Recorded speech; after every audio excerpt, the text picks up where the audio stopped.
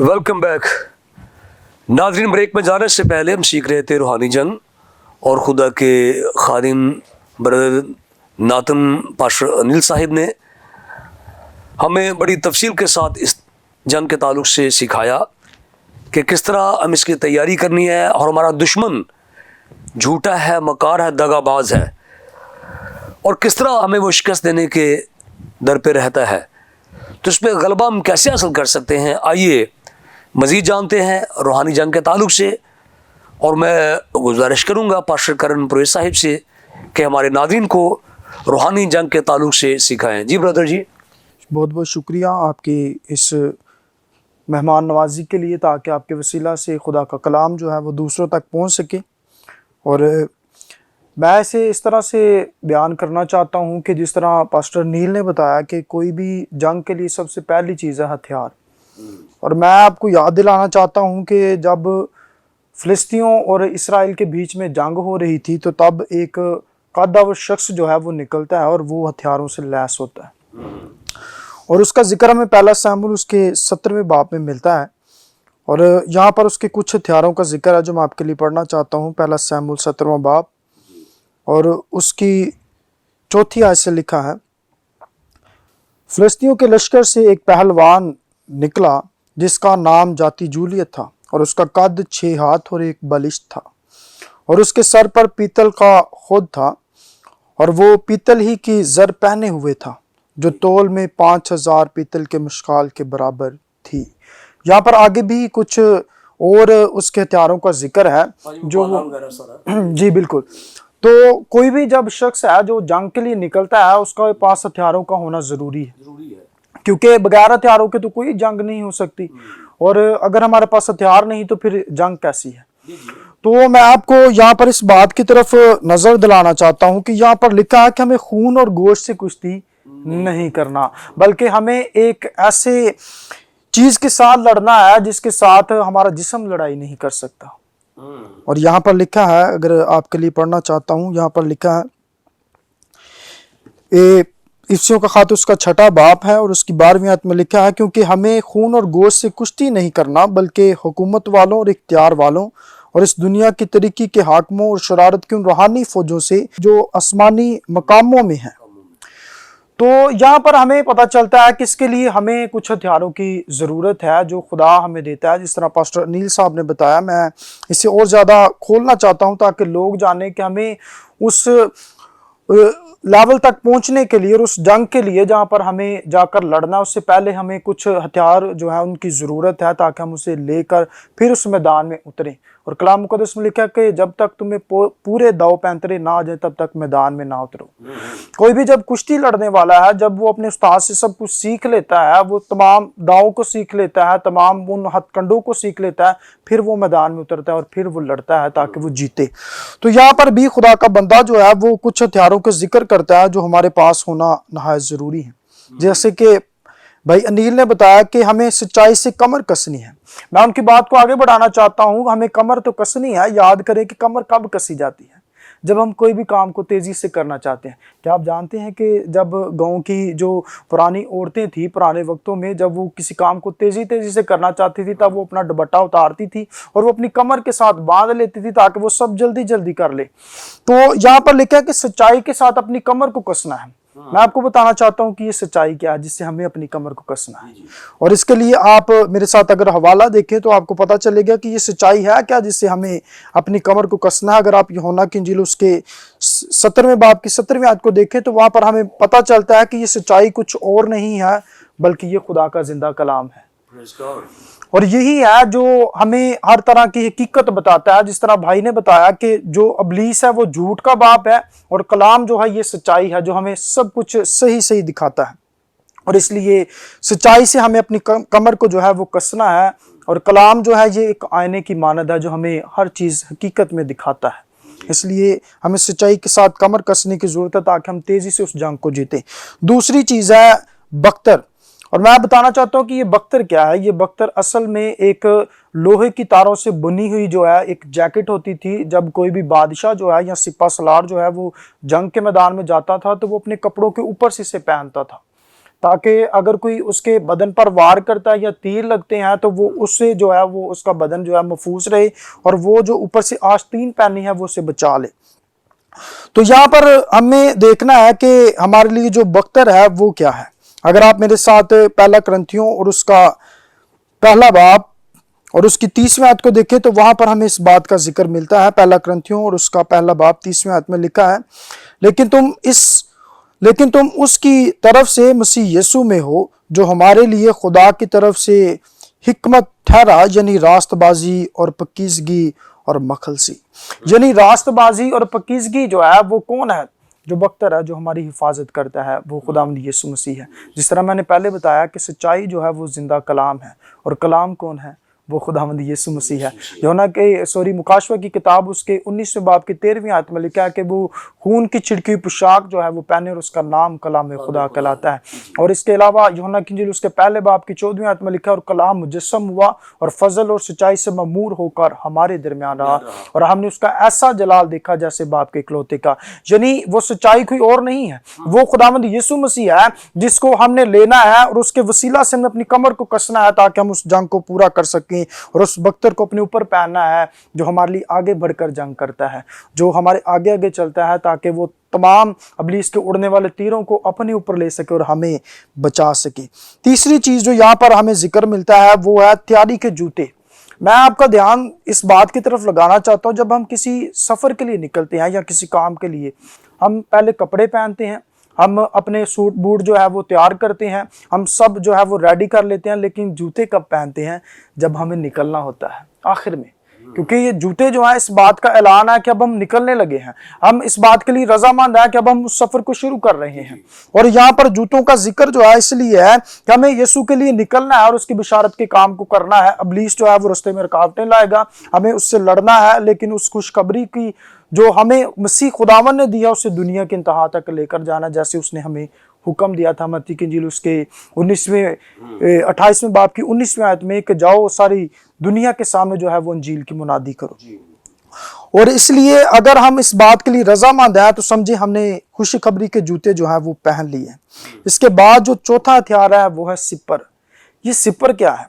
मैं आपको बताना चाहता हूँ, सिपर जो है वो एक ढाल होती थी जो 2 बाय 4 फीट की होती थी, और ये कोई भी जो सिपाही है वो उसे अपने बाएं हाथ में पकड़ता था ताकि जब कोई वार करता है तो वो उसके आगे कर सके, ताकि हाँ जी, ताकि जब भी कोई उसके ऊपर जो वार करता है तलवार के साथ वो उसके साथ अपना बचाव कर सके और वो बच सके। और ये अमूमन जो है ये 2 बाय 4 फीट की होती थी, 4 फीट ऊंची और 2 फुट चौड़ी, और ये जो भी शख्स होता था उसके यहाँ तक जो है ये आती थी और वो से पाँव से लेकर ऊपर तक जो है ये उसे ढांपती थी। तो अब बात आती है कि हमारी सिपर कौन है? जब खुदा का बंदा इब्राहिम जब खुदा से हम कलाम उससे होता है तो उससे बातचीत होती है, तो खुदा उससे कहता है कि तू डर ना, बल्कि मैं ही तेरी सिपर और मैं ही तेरा हौसला हूँ। अगर आप मेरे साथ पैदाइश की किताब देखें उसका 15वां बाब, तो वहां पर यह बात हमें मिलती है। उसकी पहली आयत में लिखा है, इन बातों के बाद खुदावंद का कलाम रोया में अब्राम पर नाजिल हुआ और उसने फरमाया, ए अब्राम तू मत डर, मैं तेरी सिपर और तेरा बहुत बड़ा अजर हूँ। खुदा जो है वही हमारी सिपर है जो हमें आगे बढ़कर बचाता है, जो तमाम उठने वाले तीरों को अपने ऊपर लेता है। और 2 हथियार और हैं जिनके बारे में बताना मुनासिब समझता हूं और मैंने शॉर्ट में बताऊंगा। और इससे आगे हथियार है 5वें नंबर पर खोद जो है। ये क्या है? ये एक लोहे का हेलमेट होता है जिसे कोई भी बादशाह या जंग करने वाला जो है अपने सर के ऊपर पहनता है ताकि उसका सर जो है वो चोट से बच सके। तो इसे भी लेना नहायत ज़रूरी है। और आखिरी बात जो ख़ास है जो मैं सबको बताना चाहता हूँ अपने नाजरीन को, वो है कि अगर हमारे पास ये सब हथियार हैं तो ये सब बचाव के लिए हैं। हम बच सकते हैं लेकिन हम वार नहीं कर सकते। और आखिरी हथियार जो है वो ये है कि हमारे पास रूह की तलवार का होना ज़रूरी है। बस अब अगर रूह की तलवार है तो फिर ही हम वार कर सकते हैं। हम बचते रहेंगे क्या? हम हमेशा डरते रहें? इब्लीस के तीर आ रहे हैं, हम बच रहे हैं, हम अपने आप को बचा रहे हैं, लेकिन हमें वार भी करना है ताकि हम जीतें। हम सिर्फ उससे जो है उससे बच नहीं सकते और हम सिर्फ अपने आप को बचा नहीं सकते, बल्कि हमें जंग को जीतना है और हमें रूह की तलवार लेना जरूरी है। मैं याद दिलाना चाहता हूँ यीशु मसीह कैसे जीते थे। जब उन पर 3 दफ़ा आजमाइश आती है तो वो रूह की तलवार का इस्तेमाल करते हैं। हर दफ़ा वो कलाम से उस पर वार करते हैं कि हाँ ये भी लिखा है कि तू इंसान जो है सिर्फ रोटी ही से जीता ना रहेगा, और फिर कहते हैं कि हाँ ये भी लिखा है कि तू खुदावंद अपने खुदा को सिजदा कर और सिर्फ उसी की इबादत कर। अगर हमारे पास सब कुछ है लेकिन रूह की तलवार नहीं तो हम जीत नहीं सकते। इसलिए रूह की तलवार का यानी इस जिंदा कलाम का हमारे अंदर होना ज़रूरी है ताकि हम उसके वसीला से इस जंग में जीत सकें। आमीन। जी शुक्रिया पास्टर साहब, खुदावंद आपको बहुत सारी बरकत दे। आपने भी दीगर भाइयों की तरह कलाम मुक़द्दस की रोशनी में रूहानी जंग को वो मिसालें देकर साबित किया। जिस तरह जिस्मानी जंगों में हथियार इस्तेमाल होते हैं वैसे रूहानी जंगों में भी हथियार हैं जो हमें इस्तेमाल करना चाहिए। खुदावंद आपको अपने जलाल के लिए और भी कसरत से इस्तेमाल करे। तो नाज़रीन, खुदा के खादिम ने पास्टर करन साहिब ने हमें बताया है और मुआजना किया है कि कदीम ज़माना में जो जंगी हथियार थे किस तरह उसे एक फ़ौजी ख़ुद को डिफेंड भी करता था और किस तरह वो दूसरों पे वार भी करता था। तो ये डिफेंसिव और ऑफेंसिव यानी ख़ुद को महफूज भी करना है और दुश्मन को भी मारना है, ये जंग है। अकेले ख़ुद को बचाना ही काफ़ी नहीं बल्कि दुश्मन पे वार भी करना है। तो वो सारे हथियार अभी जो है खुदा के खादिम ने गिनवाए हैं और हमें ये हवाला जो पढ़ा गया है पढ़ना है और अपने दुश्मन पर गालिब आना है। आइए आगे बढ़ते हैं और मज़ीद सीखते हैं रूहानी जंग के ताल्लुक़ से। तो मैं गुजारिश करूँगा जनाब मरकज़ अस्कर साहिब से कि हमें रूहानी जंग के ताल्लुक़ से सिखाएँ। जी ब्रदर जी। मसीह यीशु के ज़िंदा जलाली और बाबरकत नाम में मेरी तरफ से पास्टर जी आप सबको और तमाम देखने वाले नाज़रीन को बहुत बहुत सलाम पहुँचे।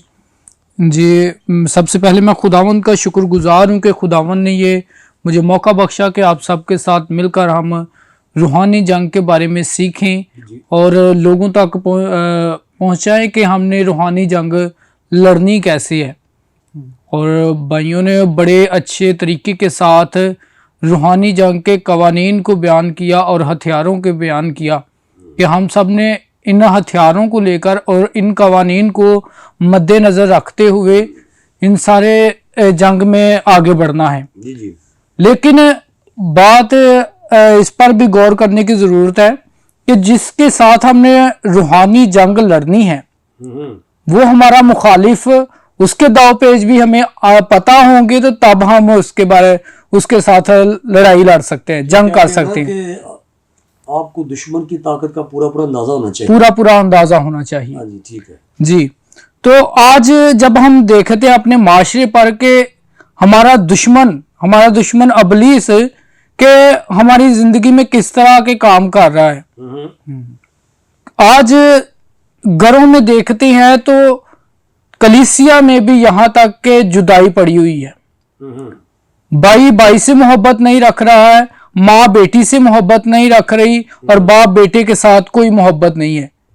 आज हमारी जिंदगी में एक दौलत ऐसा बड़ा हथियार बनाकर हमारी जिंदगी में वो चल रहा है कि हम एक दूसरे से मोहब्बत रखना गवारा नहीं समझते। आज अगर कोई पैसे हमसे मांग लेता है तो हम उसके खिलाफ हो जाते हैं, अगर उसके पास नहीं है तो हम उसके खिलाफ भी हो जाते हैं कि इसने मुझसे झूठ बोला है, शायद उसके पास हो या ना हो। मतलब इंसान के दिल में वो ऐसे ख्यालात पैदा कर देता है कि वो एक दूसरे से जुदा हो जाते हैं। कलीसियाओं में बहुत सारे ऐसी कलीसियां हैं जिनमें दरार इस कदर पड़ चुकी है कि पास्टर को बुलाना पसंद नहीं कर रहा है। वजह क्या है कि अबलीस उन्हें इस्तेमाल कर रहा है, हम उससे नावाकिफ हैं। वो सबसे बड़ा हमें, क्योंकि हम खुदा का मकदस है, अबलीस भी हमें चाहता है और खुदा भी हमें चाहता है, लेकिन हमें तब हम उस पर गालिब आएंगे जब हम उसके हथियारों से भी वाकिफ होंगे और खुदावंद को भी जानते होंगे। देखिए अमाल की किताब में जब हम सिकवा के बेटों पर गौर करते हैं, वो उन्होंने सिर्फ सुना हुआ था कि यीशु मसीह के नाम के वसीला से बदरूहें निकल जाती हैं।